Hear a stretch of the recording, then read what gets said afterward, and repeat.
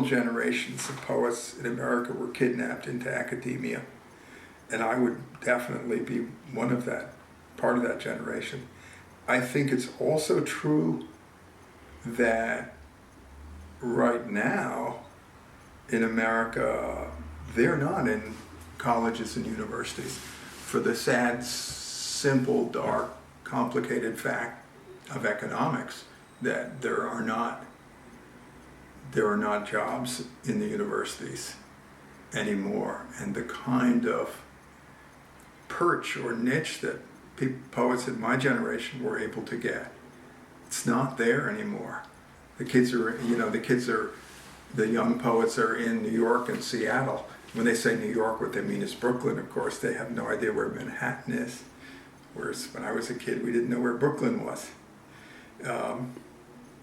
So yeah, they're coming back. What does that mean? Does it mean that they're going to get better or freer? I really don't know, because there's also, but I'll say this. In America, poets in cafes.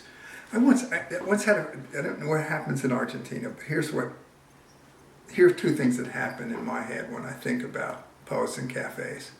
One is when I'm this incredibly lonely, isolated, socially challenged young person when I get to college, and I first read about the French surrealists, and I think, oh my God, they're sitting in cafes and they're talking and arguing, and there's all this passion and excitement.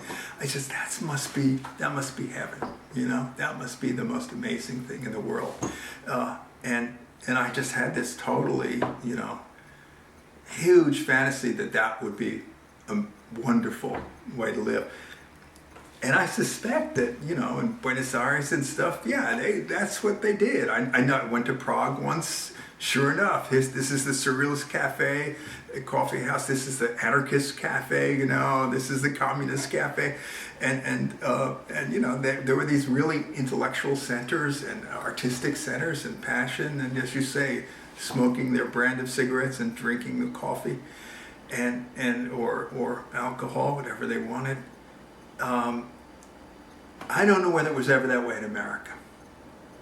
I have other perspective on the Parisian poets and their cafes, which is, somebody said to me once, they said, oh yeah, if you're a poet in France, that means you're independently wealthy. And I thought, oh, I never thought about that. What's the economic status of these characters?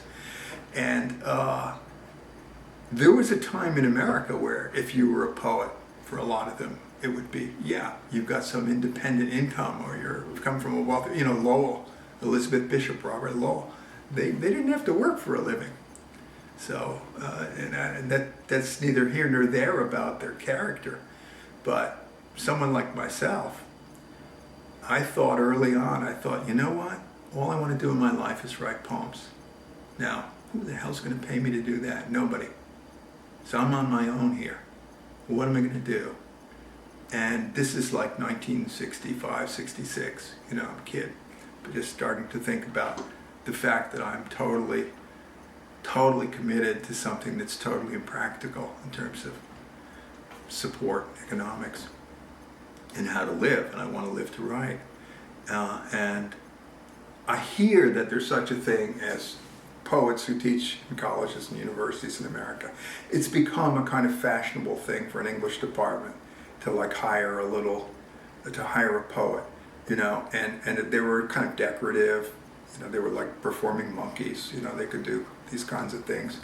And after a certain point, there was a kind of cachet in different colleges and universities when they were stable, thought, oh well, we can afford to have a jerk, who writes poems or something, and we'll get drunk at parties and amuse us.